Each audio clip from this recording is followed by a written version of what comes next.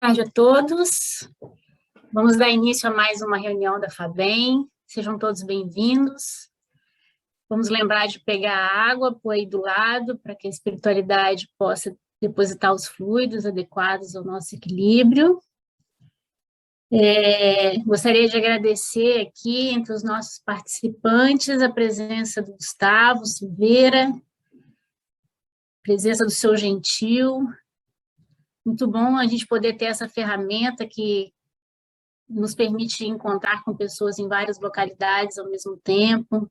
Muito obrigada pela presença de vocês. O Rodrigo, filho do seu Gentil, foi quem ajudou bastante a FABEM na migração para o Zoom. Muito obrigada. Vamos passar, então, para o Arthur, para a nossa leitura preparatória.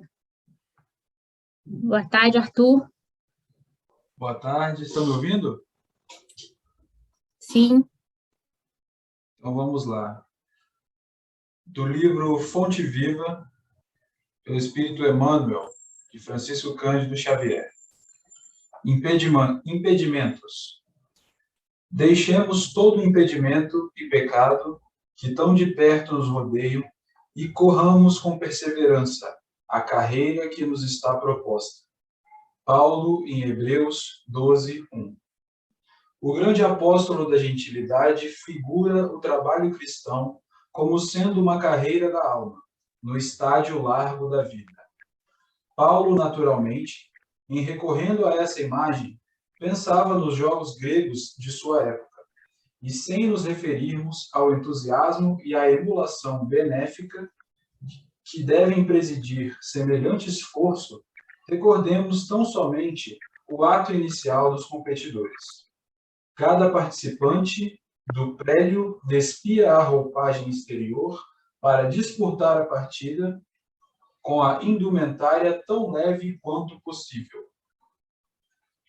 Assim também, na aquisição de vida eterna, é imprescindível nos desfaçamos da indumentária asfixiante do espírito. É necessário que o coração se faça leve, alijando todo o fardo inútil. Na claridade da Boa Nova, o discípulo encontra-se à frente do Mestre, investido de obrigações santificantes para com todas as criaturas. As inibições contra a carreira vitoriosa costumam aparecer todos os dias. Temo-las com frequência nos mais insignificantes passos do caminho. A cada hora surge um impedimento inesperado. É o parente frio e incompreensível, a secura dos corações ao redor de nós. O companheiro que desertou, a mulher que desapareceu, perseguindo objetivos inferiores. O amigo que se iludiu nas ilhas de repouso, deliberando atrasar a jornada. O cooperador que a morte levou consigo. O ódio gratuito, a indiferença aos apelos do bem. A perseguição da maldade, a tormenta da discórdia. A boa nova, porém, oferece ao cristão a conquista da glória divina. Se quisermos alcançar a meta, ponhamos de lado todo o impedimento e corramos, com perseverança, na prova de amor e luz que nos está proposta.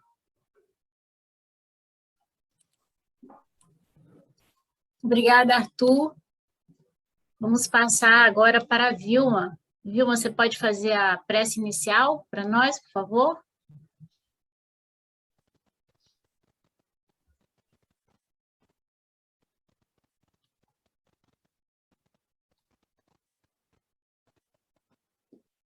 Vilma?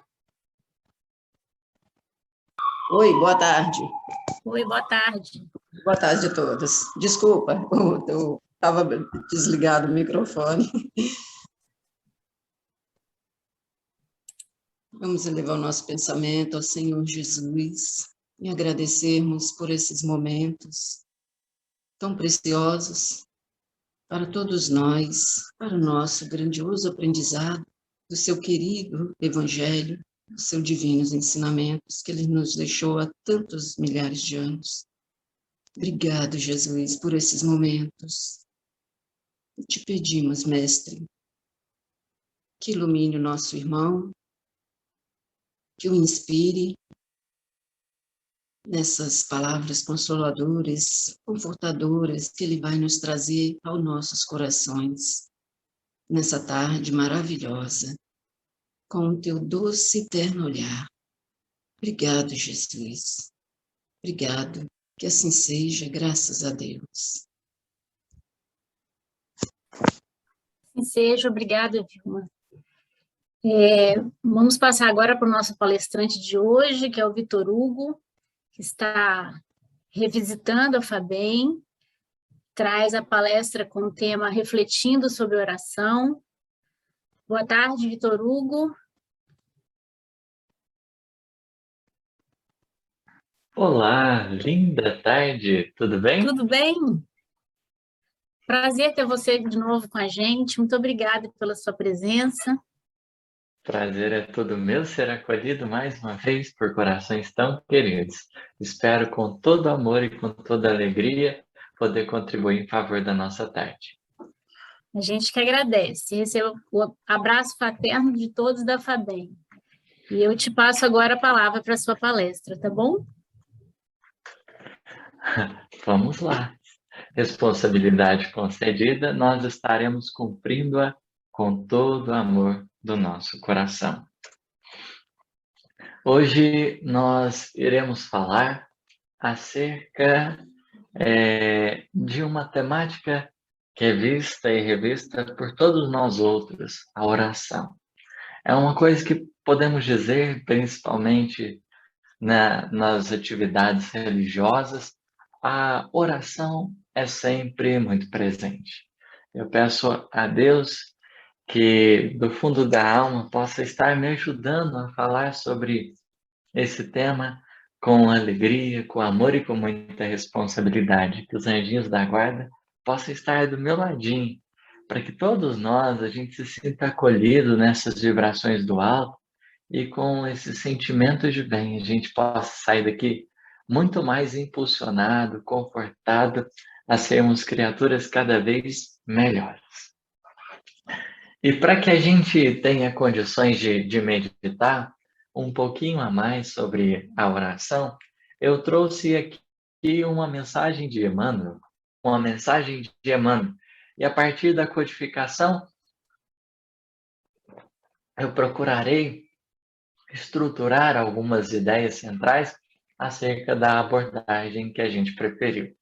A mensagem a que me refiro está no livro Fonte Viva, de número 150, e o título é Oração do Justo.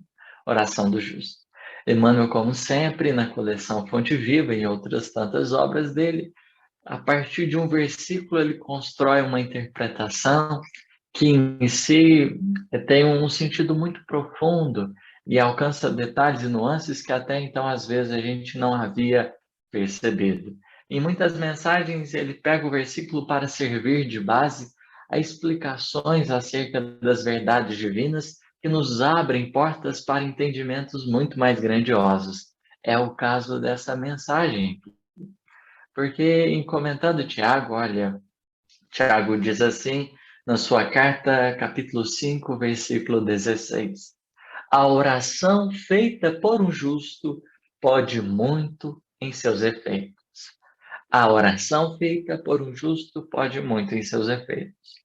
A partir desse momento, a gente pode compreender, pela fala de Tiago, que a oração feita por aquele que ainda não é justo, os efeitos dessa oração ainda não serão os melhores. Esse é possivelmente um dos caminhos interpretativos que a gente poderia tomar se a gente fosse analisar tão somente o versículo. Mas Emmanuel aqui ele vai trabalhar dentro de uma perspectiva. Qual? A de explicar por que essa oração do justo ela pode muito. Só que antes de explicar por que a oração do justo pode muito, ele faz uma reestruturação do nosso pensamento acerca da oração. E aqui, inicialmente, eu gostaria de fazer uma diferenciação. Em O Livro dos Espíritos, temos ali a lei de adoração, aonde as entidades angélicas, em respondendo a Kardec, vão dizer que a adoração consiste na elevação do pensamento a Deus, desde pela adoração, a partir da elevação do pensamento, aproxima o homem, sua alma, do Criador. Essa informação que os Espíritos nos dão acerca da adoração. Mas é curioso, é curiosíssimo, porque Kardec, depois de trabalhar um pouquinho sobre adoração, e entender nas 649, 650, primeiro aqui a gente lê, né? Que a adoração consiste nessa elevação, na 650, que existe esse sentimento inato em nós da adoração que nos leva a aproximar de Deus. Ele vai falar mais para baixo de prece. Olha que curioso. Será que adoração e prece não é a mesma coisa? Adoração e prece? E aí, a gente, diante dessa primeira interrogação, adoração e prece é a mesma coisa? A gente pode apropriadamente trazer para os momentos atuais para o seguinte sentido: oração e prece é a mesma coisa? Oração e prece é a mesma coisa? Porque às vezes a gente convenciona chamar tudo de oração. Mas há uma diferença aqui, e que a partir de O Livro dos Espíritos nós podemos tomar como guia para a gente fazer essa diferenciação, que é um tanto que é lógica, mas que em si traz um aspecto interessante que Emmanuel irá trabalhar. Essa diferenciação está sendo feita para que nós compreendamos aquilo que Emmanuel irá falar. Aquilo que Emmanuel irá falar. A prece, se a gente pode aqui definir, o que seria a prece? É aquele instante consciente que a gente se põe em contato com o Criador, que a gente se coloca em contato com o Criador. É esse momento. É esse momento. Mas a oração, ela não ficará tão somente nesse momento que a gente está ali consciente. E aqui que está o lindo da coisa. E aqui que está o lindo da coisa. Aqui que está o mais maravilhoso da coisa. Porque quando a gente fala sobre prece, né? A gente faz prece no centro espírita, nas atividades, nos estudos, às vezes em casa, para dormir, para acordar, para isso, para aquilo. A gente faz prece de todas as ordens. No Livro dos Espíritos, a prece ela pode obedecer ao sentido de louvar, pedir e agradecer. Então, aí temos prece, aí temos a prece. Esse instante consciente onde a gente se põe a pedir, a agradecer e a louvar. Esse, basicamente, é o objetivo da prece. Só que, em se tratando da oração, a gente vai ter um campo mais vasto. E qual vai ser o limite da oração? O limite da oração. Emmanuel começará explicando isso. Porque é uma informação curiosa e muito boa. Ele vai dizer: considerando as ondas do desejo em sua força vital, todo impulso e todo anseio constituem também orações que partem da natureza. Aqui, Emmanuel vai trazer alguns exemplos para que a gente entenda melhor aquilo que ele diz.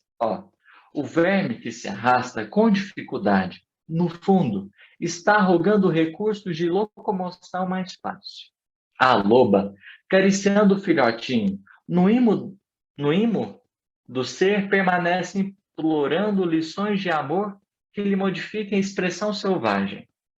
O homem primitivo, adorando o trovão, nos recessos da alma, pede explicações da divindade, de maneira a educar os impulsos da fé. Então, ele começa falando de oração como? Ampliando o nosso olhar. Aqui, em nenhum momento, ele circunscreve a oração a esse momento particular que, por vezes, a gente toma. Que Jesus, em recomendando ali, como nos diz o Levi, o evangelista Mateus, nos seus escritos, quando fordes orar, vai lá, abre a porta do teu quarto, fica lá, se recolhe e ora. Ora em secreto, que em secreto Deus te responderá, te conduzirá. Então, não é só esse instante. Emmanuel começa falando de oração numa perspectiva muito mais ampla, mostrando que todos nós oramos, inclusive a natureza. Inclusive a natureza. O verme, olha como ele fala, o verme que se arrasta com dificuldade, no fundo está rogando recursos de locomoção mais fácil. Aquele verme, que por vezes é insignificante ao nosso olhar, ele também está orando. Ele também está orando. A loba, e aí Emmanuel oferece gradações, né? Tanto o verme, quanto a loba, quanto o homem primitivo, todos estão orando. E qual que é o instrumento material dessa oração? Conforme Emmanuel vai dizer, as ondas do desejo, em sua força vital, todo impulso e todo anseio, constituem também orações. Olha que lindo isso. Isso quer dizer que não só Deus te escuta no momento que você vai para o seu quarto, mas todo anseio, todo impulso, todo desejo, Deus também está ouvindo. Entra também nesse espaço da prece. Alarga o que a gente chama de prece, né? Então, aqui Emmanuel, em renovando essa visão, ele nos coloca numa responsabilidade. Porque, assim, às vezes a gente vai lá, entra para dentro do quartinho, ou tira um momento ali do dia, e a gente senta, vou fazer uma prece. E a gente resolve conversar com o Criador. Muito bom. Ótimo. E ali a gente fala aquilo que está dentro da nossa intimidade, do nosso coração. Deus está atento a tudo isso. Mas não só. Não só a essas horas, mas no dia a dia, em todos os instantes, em todos os momentos. Em todos os momentos que a gente está fazendo alguma coisa. Nas relações, no diálogo com alguém, no agir no trabalho, todos esses impulsos, anseios e desejos constituem também diálogos que nós vamos tendo com a divindade. E isso tudo é possível devido à organização do universo, como Deus dispôs as coisas. Pois bem, em O Livro dos Espíritos temos a Trindade Universal, Deus, Espírito e Matéria. O universo pode ser resumido nesses três aspectos máximos, desses três elementos: Deus, Espírito e Matéria. Deus, o Criador, Espírito, o princípio inteligente, e a matéria. Em se tratando da matéria, ela povoa a face de todo o universo. E tem, assim, didaticamente um nome, o fluido universal. Há uma matéria que dá origem a todas as derivações.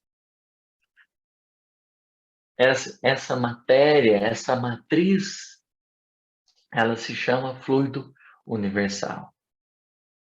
Ou plasma divino, força nervosa do grande todo, como André Luiz irá dizer no livro Evolução em Dois Mundos. no livro Evolução em Dois Mundos. Pois bem, estamos mergulhados no fluido universal. Os mundos, eles são formados de fluido universal, mas esse fluido universal ele foi modificado. O fluido universal foi modificado e ali ele está apresentado em outras dimensões, em outras condições. Mas a raiz dessa matéria está posta no fluido universal. Está posta no fluido universal. Tudo, o nosso corpo, o nosso perispírito, tudo está cercado de fluido universal, que é essa matéria que dá origem a tudo. E no dizer de André Luiz, como a gente afirmou aqui, é a força nervosa. E quando ele fala força nervosa, dá para compreendermos uma ideia muito profunda. Porque nos faz pensar no nosso sistema nervoso. No nosso sistema nervoso. Como assim? Imagina, por exemplo, a gente tem o contato com o mundo externo. E diante das sensações que nós somos provocados, os nervos eles têm uma função importante, levar os estímulos externos para uma compreensão da central do sistema nervoso, do nosso cérebro. Então, por exemplo, coloquei um dedinho na tomada, como a criança às vezes o faz, ou coloquei a mão, fui comer, né? A comida estava quente demais. Muitos de nós, creio que todo mundo já almoçou dia de sábado agora, né? Às vezes a comida está quente. No que a gente coloca na boca, queima a língua. Mas a gente só sabe que queimou por causa dos nervos, das terminações nervosas, desse sistema que trabalha levando os estímulos e as respostas de tudo. A partir desse contexto, a gente pode entender também o que universalmente acontece. Como o fluido universal está em tudo, por toda parte, é a matéria constituinte de tudo, que é material, nosso corpo, perispírito, as coisas, essa camiseta, esse óculos, é a base de tudo. E essa matéria, esse fluido, ele é a força nervosa de Deus, quer dizer que tudo que a gente faz, o princípio inteligente da criação, o espírito realiza, movimentando a matéria, essa matéria leva as informações, conduz as informações como os nervos para o Criador. Ele fica sabendo de tudo. Não dá para esconder nada. Por isso que toda resposta divina, ela não está circunscrita à prece, mas ela vai de encontro às orações que nós fazemos. Se a prece é um momento consciente, a oração abarca toda a nossa vida, tudo aquilo que realizamos nela. Todos esses impulsos, esses desejos que nós temos, esses anseios que nós cultivamos, tudo isso é levado em conta na hora de recebermos as concessões.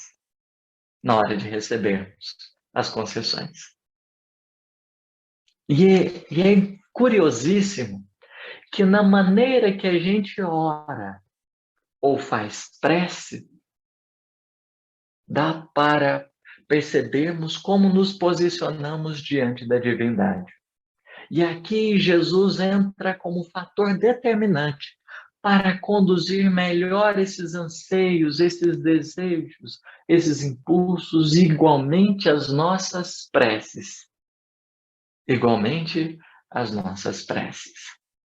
Por quê? No Sermão do Monte, quando ele propõe-se a ensinar a criação, quando ele se propõe a ensinar toda a criação, ele faz algo extraordinário. Por quê?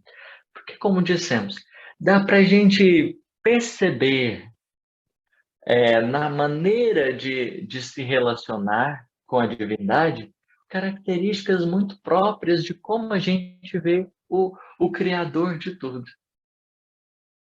E quando a gente fala de Jesus, que é um Espírito perfeito, e lá em O Livro dos Espíritos também, nos dias que os Espíritos perfeitos vêm compreender a Deus, é preciso a gente dar assim, mais uma atençãozinha. Porque a maneira com que eles expressam a sua religiosidade não fala tão somente de um sentimento que lhes vem, ou de uma adivinhação, mas de uma certeza íntima, que possuem na intimidade, no coração.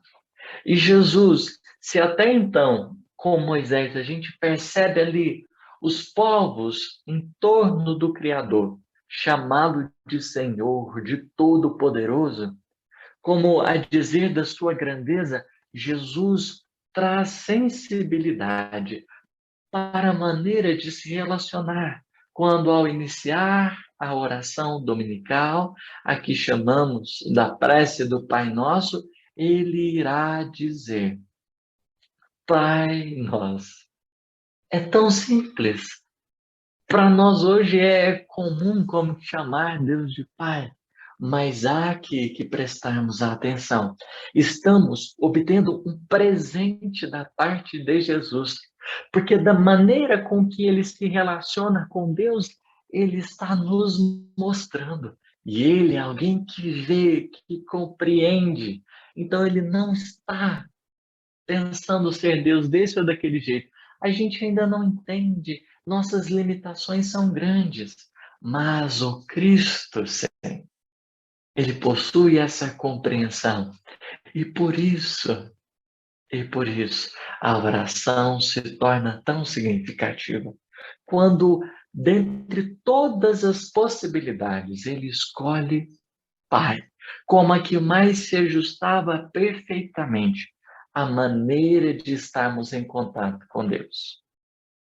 E se nessa relação entre Criador e criação nós podemos supor algumas coisas, quando chamamos o Criador de Pai, a gente pode ampliar muito mais. Porque tão somente por chamarmos Deus de Pai, no caso Jesus disse Abba, que é paizinho, mais carinhoso e mais fraterno ainda, dá para a gente explorar o sentimento. E aqui torna-se vital. Porque a relação de pai, ela não é uma relação de pronto, acabei. Te fiz e pronto, é isso. Agora segue sua vida que eu sigo a minha. Não. A relação de pai pressupõe conexão, pressupõe condução, pressupõe, entre aspas, uma certa dependência, pressupõe uma reverência, porque ali estamos diante de alguém que não só nos criou, mas uma paternidade ativa, que nos concedeu potenciais grandiosos, mas que se mantém a todo momento conectada conosco. E isso é muito importante. Porque se tivéssemos apenas um criador, pronto, por exemplo, encomendo um guarda-roupa. Deu problema, eu chamo o rapaz. Não deu problema, o guarda-roupa continua ali usando ele, pronto. Mas de filho, não tem disso. É uma relação contínua, é uma relação que não cessa. E por isso mesmo, todo anseio, todo impulso, todo desejo, são diálogos que nós vamos tendo com o Criador. São diálogos que nós vamos tendo com o Criador. E o que é mais importante, em se tratando de pai, há um detalhe muito importante que dá para a gente observar a partir da fala de Emmanuel e que está demonstrada lá em Gênesis, na primeira obra de Moisés. Princípio. Depois de criar nos 6 dias alegóricos tudo, depois de criar tudo nos 6 dias alegóricos, a gente percebe que como se a criação tivesse completa ali, né? Ele criou um homem, a sua imagem e semelhança, legal, legal. Criou as outras coisas, legal também, muito bom, muito bom. Mas quando a gente vai observar que ele criou um homem, e ali está a figura de Adão e Eva, há algo curioso. Deus todos os dias vem visitar Adão e Eva para conversar com eles. Há ali como que comunicação. Não só criou, mas ele vem para relacionar-se. Olha que curioso. Não só o Criador está e esteve para nos criar, mas igualmente para relacionar-se conosco. Isso torna muito lindo, que é a partir do momento que a gente percebe Jesus chamando o Papai do Céu, Deus de Pai, é que a gente percebe a grandeza disso. Porque em questão de relacionamento, cada um vai dar um melhor. Mas em questão de relacionamento, o que, por exemplo, o que eu ofereço para Deus, ele vai acolher, vai identificar, e a partir do que ele pode me ofertar, ele vai, então, com lógica, com inteligência, com discernimento e com sabedoria, me entregar alguma coisa. Então, isso dá um outro norte. Não é tipo iFood, que você tem dinheiro e pede, aí de repente chega. É muito além dessa relação, porque não só envolve essa ação consciente de querer alguma coisa, mas fala de todos esses impulsos, da mesma forma que um pai não só presta atenção no que o filho pede, mas naquilo que ele tem necessidade, naquilo que ele tem capacidade. E aí é muito bonito. Da parte de Deus, no dizer de Allan Kardec,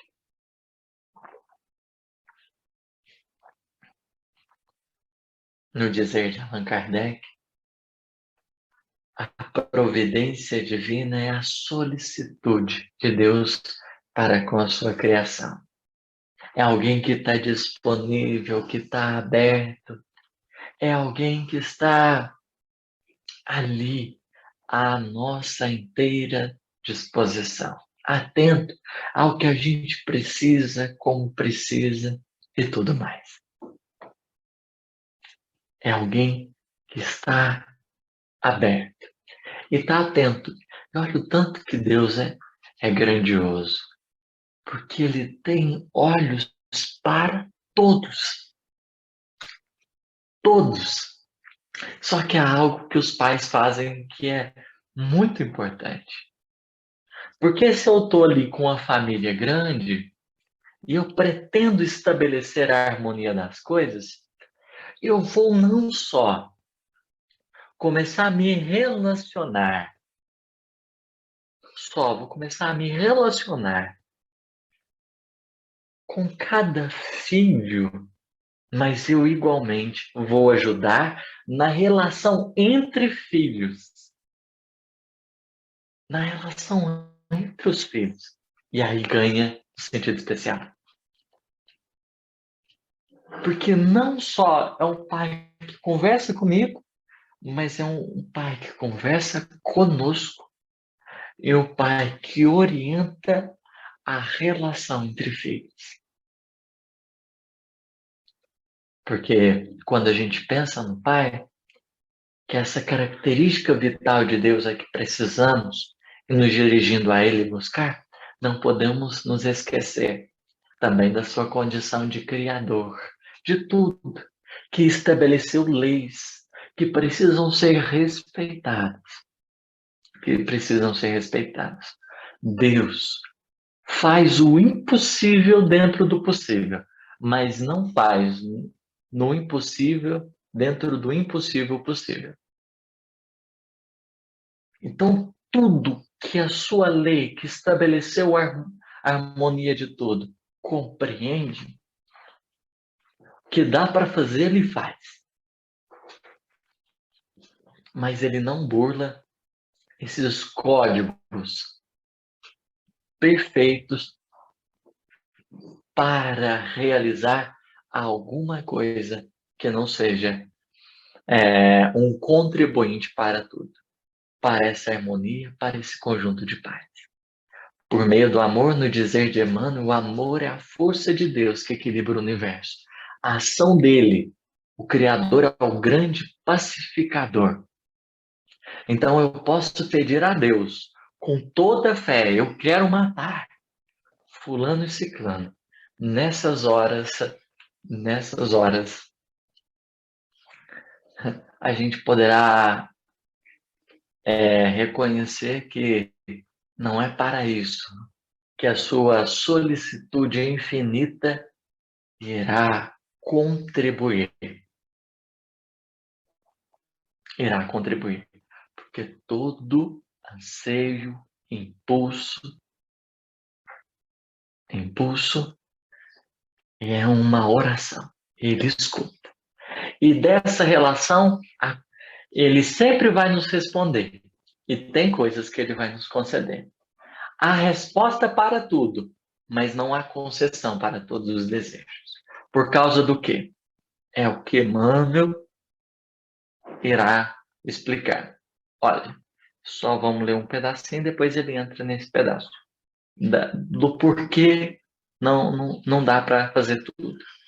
Todas as necessidades do mundo, trazidas no esforço dos seres viventes, valem por súplicas das criaturas ao Criador e Pai.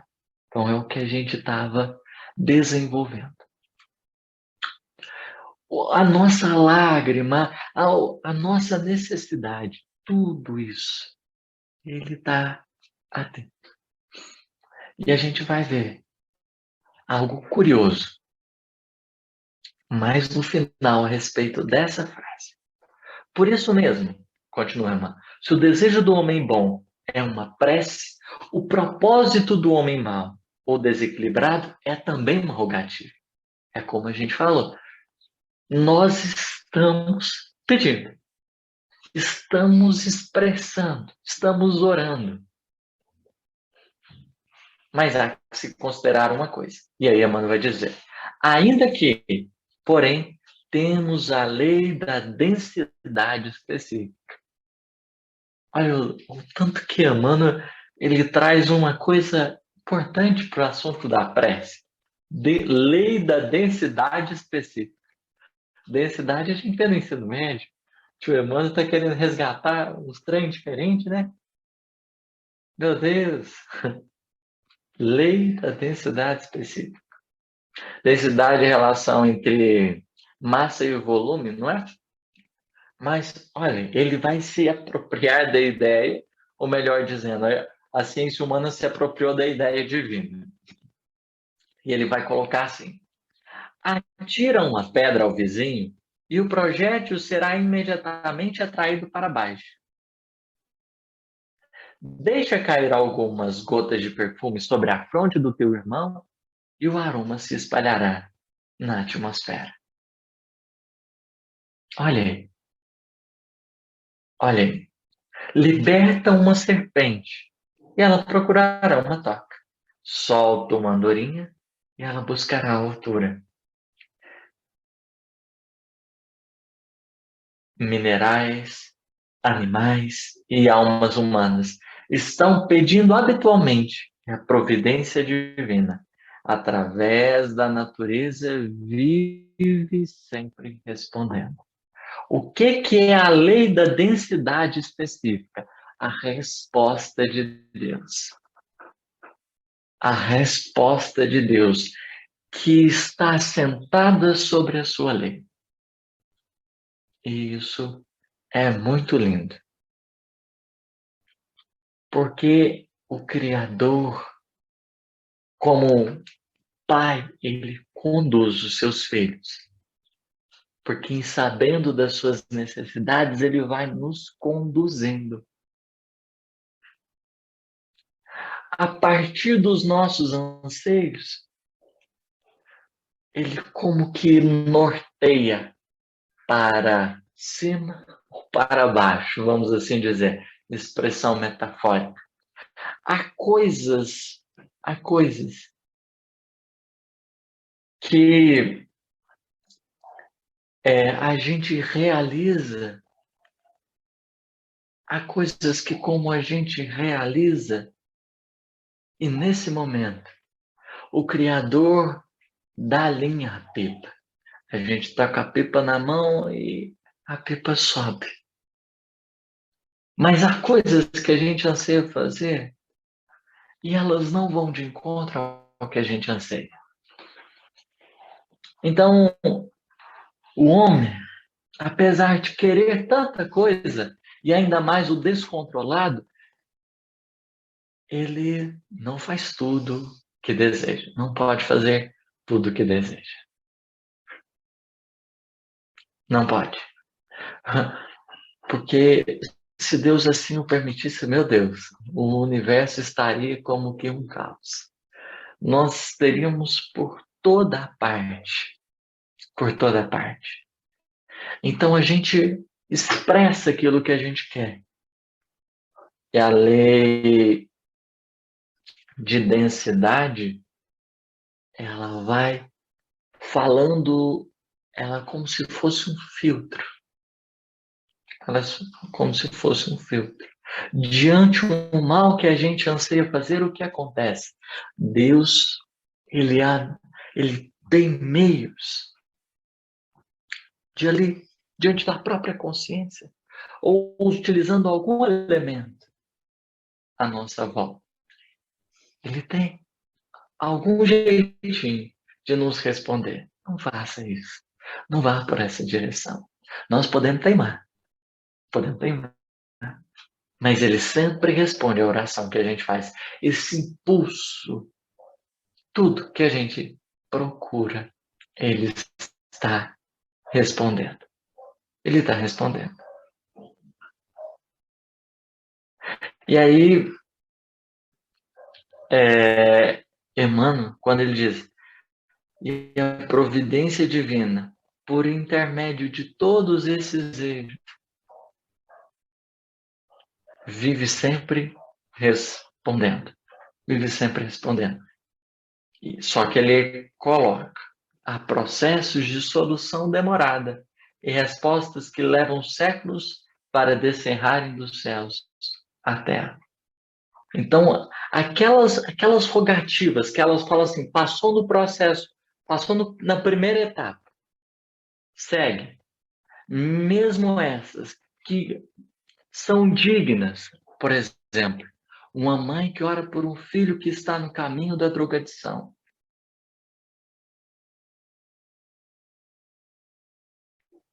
Uma mãe que ora por um filho que está no caminho da drogadição. É uma prece que precisa ser levada em conta. É uma oração que carece de resposta. Mas a resposta, como solução que a gente anseia, às vezes demora um bocadinho de tempo. E é preciso aqui a gente pontuar por que demora um pouquinho. Por que demora um pouquinho? Porque não existe esse negócio assim na criação. A própria natureza se encadeia dentro de sequência e gradação. E por isso mesmo, vale nos recordar que às vezes para chegar em determinado ponto, determinada conquista, por melhor que seja, há um processo a ser respeitado. Que o Criador pode, com todo amor, auxiliar a criatura a alcançar, mas ele não burlará o processo natural, que não garante tão somente conquistas transitórias, mas Deus trabalha por aquilo que é eterno. Então, a densidade específica nessa resposta de Deus, ela também é como se fosse Deus falando assim, olha, estou trabalhando para o que é eterno para o seu coração.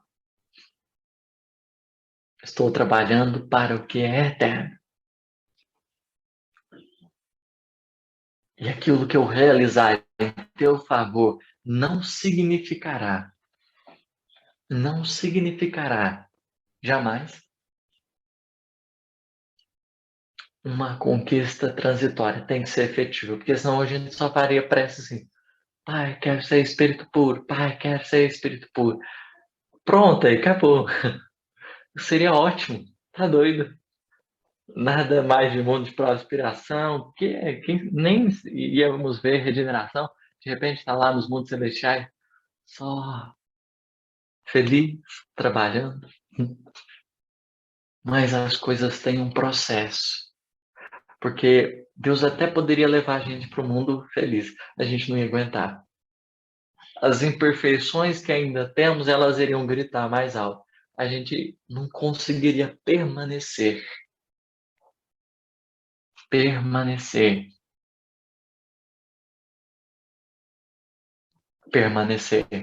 no degrau que a gente se coloca. Então, você quer ser espírito puro? Deus, diante o nosso anseio, Ele vai nos ajudando nas experiências, nas provas, nas dificuldades, que vão forjar-nos para sermos isso que a gente tanto anseia. E aí, Emmanuel, ele agora, depois de fazer toda essa introdução, ele vai falar sobre o versículo. E essa introdução, ela é muito importante.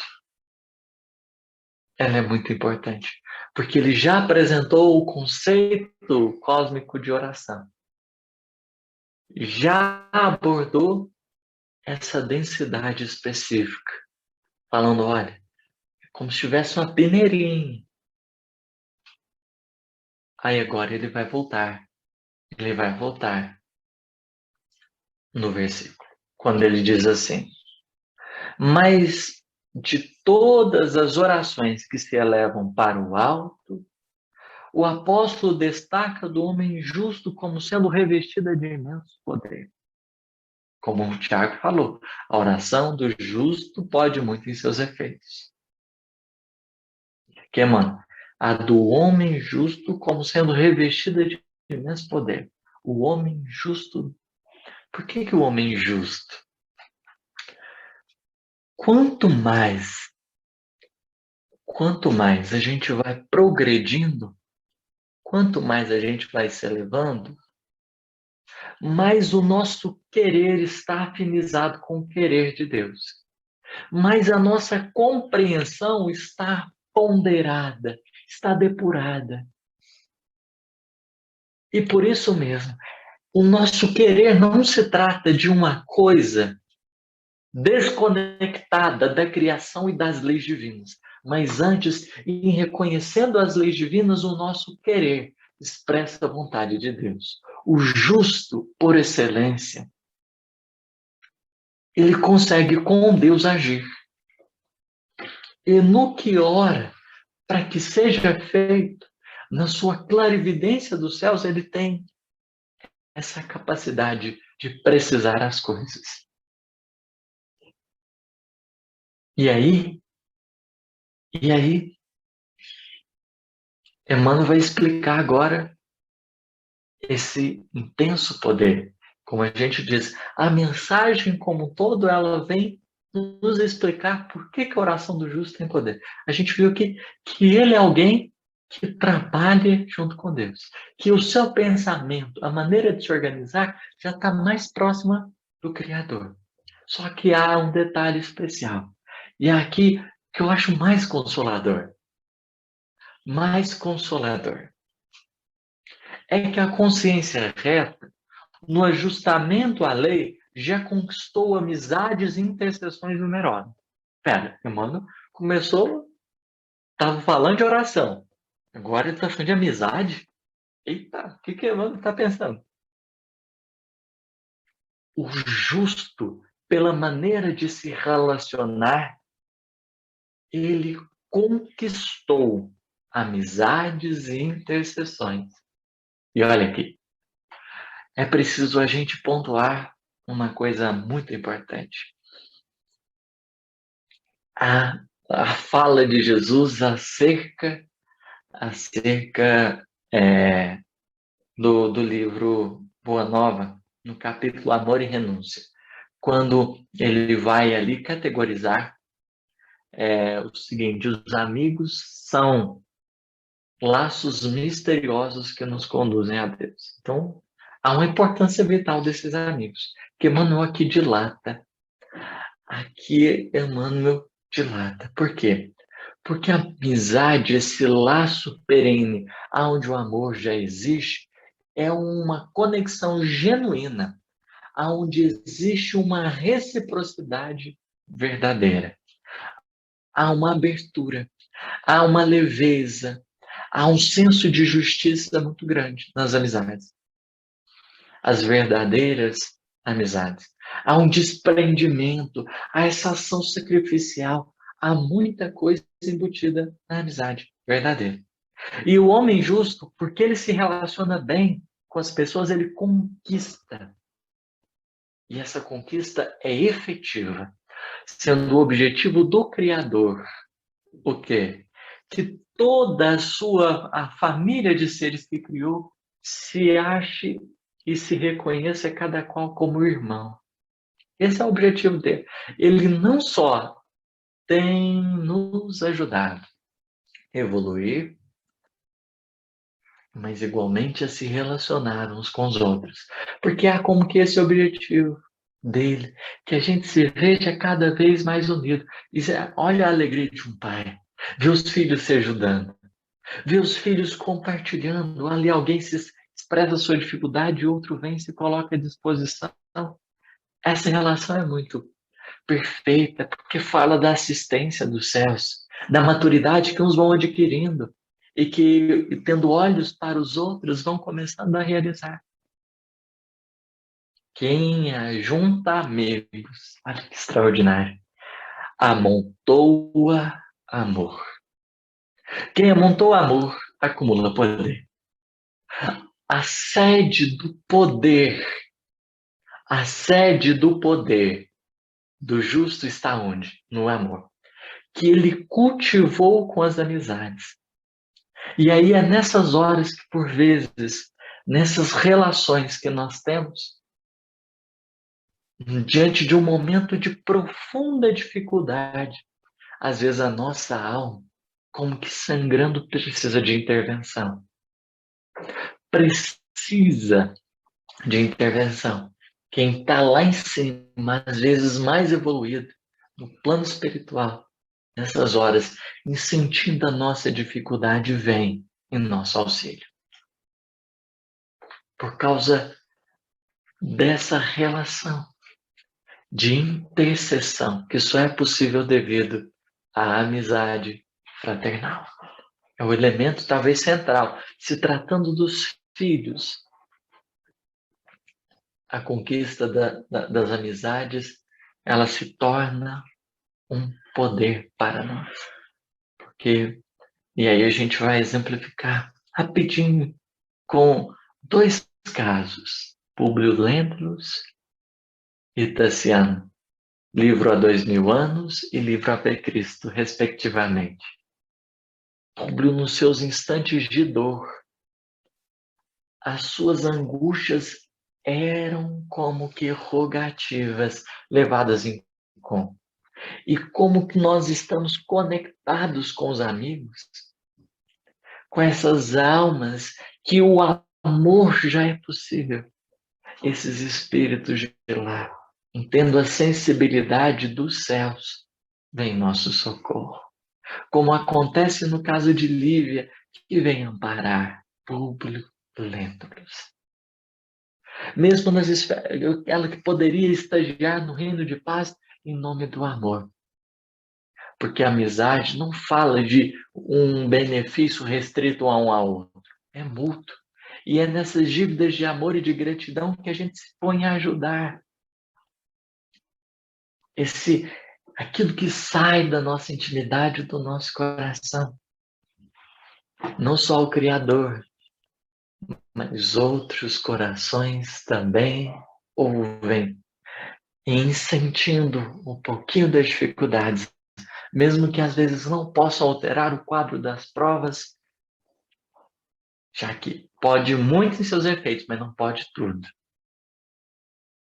Esses corações vêm como que cicatrizar, balsamizar a nossa intimidade e o nosso espírito. É aí que a gente vê, como no caso de Quinto Varro, espírito iluminadíssimo que já poderia ir para as coronas superiores, mas via o filho querido que ainda em treva, vegetando na ignorância.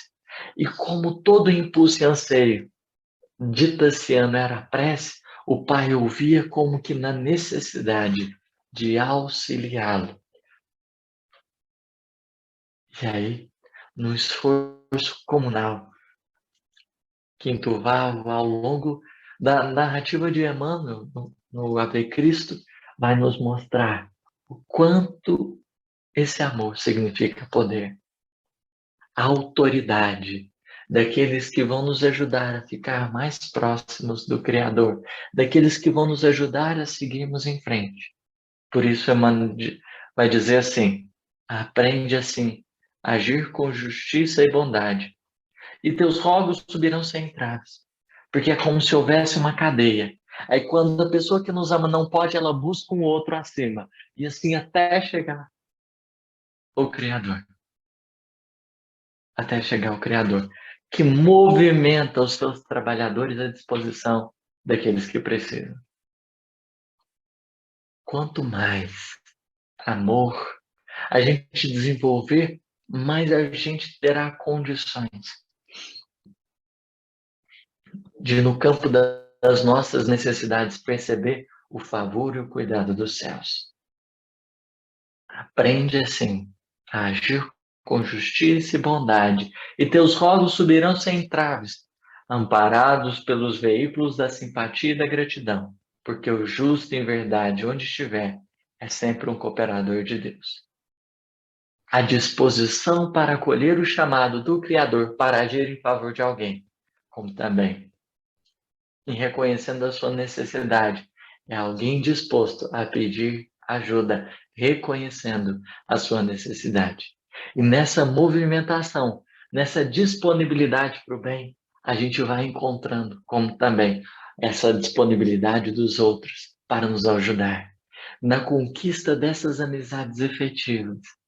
E por isso que a gente não cresce sem tutelado, porque é eles que vêm quanto a gente precisa. E Deus, em se aproveitando deles, vão ser esses elementos que vão nos conduzir, laços misteriosos que vão nos levar até o Criador. A oração do justo pode, muito, em seus efeitos, nos levar a cada vez mais a reconhecer o quão grandioso é o amor. Porque em reconhecendo os discípulos, Jesus que estava preparado para partir, faz uma prece, orando por eles, para que eles ficassem bem. Era ali a intercessão dos céus, promovendo recursos que se derramaram no Pentecoste, quando o Mestre partiu, e ali os discípulos que se sentiam abandonados, já passado 49 dias, salvo engano, do seu desencarne. Esse que no Pentecostes, ali o fenômeno, as línguas de fogo, o Espírito Santo, como vai nos dizer nos Atos, se manifesta, transbordando o amor incessante para todos. Porque diante de uma multidão que diversas línguas são faladas, trazendo a cada qual lenitivo e o consolo. Sim, esse poder divino se manifesta cada vez mais verdadeiro pelo amor genuíno alcançado. Procuremos aperfeiçoar a nossa intimidade, reconhecendo a nossa necessidade, a nossa pequenez, mas igualmente com a disposição de ajudar e de servir, porque Deus não só ouve as nossas preces, mas também, diante das nossas preces, coloca a resposta como nós nunca poderíamos perceber. Às vezes a gente faz uma resposta e ele nos coloca numa situação para ajudar alguém. O poder de intercessão vem nisso. Porque às vezes quando a gente se coloca para ajudar alguém, a gente aumenta a nossa sintonia, a densidade específica dos anseios do nosso espírito melhora, porque diante de alguém que sofre, o nosso espírito como que se eleva para colher o tesouro do divino a ofertar para alguém. Nessas horas a gente entra em afinidade com o espírito maiorzinho, e é aquilo que a gente tanto queria e precisava, esse espírito superior pode nos ajudar. Em ajudando-nos igualmente, outro é ajudado. É a cadeia colaborativa, é a solidariedade genuína. E quanto mais a gente se eleva por nobreza de desejos e propósitos, cada vez mais, a gente vai se aproximando de Deus e dos seus instrumentos genuínos. Obrigado. Vitor, nós é que temos que agradecer por essa palestra tão inspiradora aí, por suas considerações que trazem essa reflexão do aprendizado do relacionamento com Deus, com as criaturas. Muito obrigada, viu? E a gente fica muito feliz em ter você aqui e sabemos que em breve estará conosco em outra oportunidade. Muito bom. E a gente vai te convidar para fazer a prece final, mas logo em seguida vamos para o momento do passe, para as vibrações. Se você puder ficar conosco, a gente agradece. Se não puder, sinta-se à vontade para sair. E em breve nos veremos novamente, tá? Muito obrigada pela sua luz, por tudo que trouxe para a gente, tá bom?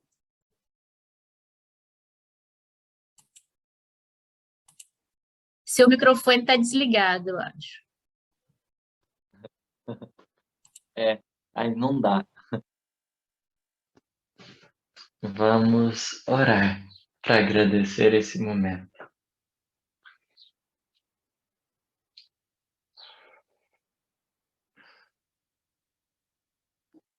Quem sentir a vontade de fechar os olhinhos, para a gente voltar a atenção para o nosso mundo interior. A gente sabe que Deus, no nosso coraçãozinho, está nos assistindo. Ele é bom demais. Bom o tempo todo. Ó Senhor, curvo-me diante a vossa grandeza, reconhecendo a minha pequenez. Obrigado por cuidar tão bem de mim, por me ofertar tanto a possibilidade de sorrir quanto de chorar. São momentos únicos e cada qual carrega lições que me ajudam a cada dia mais ser maduro e a ponderar aquilo que preciso aprender. Peço-te que abençoe cada um dos que se encontram aqui, que tiveram toda a paciência, toda a misericórdia de ouvir o meu coração, de perdoar-me as falhas que ainda tenho. Mas é na simplicidade da nossa alma que entregamos do nosso coração as energias mais puras e mais sagradas. Peço aquilo que existiu dentro de bom, dentro da minha alma, eu peço que o Senhor leve a esses coraçõezinhos e que cada qual seja banhado não por essas vibrações pequeninas, mas eu peço que o Senhor, como fez na multiplicação dos pães e peixes, possa pegar a pequenez das minhas contribuições e multiplicar em forma de bênçãos e de graças para todos os corações, encarnados e desencarnados. Às vezes tem gente com a alma dolorida, saudosas, quando por ter perdido alguém muito querido, por estar separado momentaneamente de quem ama. Eu gostaria de orar com as melhores e mais santas intenções do meu coração, pedindo para que essa energia signifique bálsamo, consolo, mas sobretudo que cada um possa se sentir um pouquinho amado por Deus. Quando a gente fala de prece, é indiscutivelmente um instante muito profundo e muito bom, que a gente precisa sentir um pouco mais a sua presença, Senhor, sentir mais pertinho de Ti, e que dia a dia, melhorando a nossa intimidade, a gente esteja mais receptivo a esse cuidado e a sua proteção. Obrigado, Jesus. Que assim seja. Graças a Deus.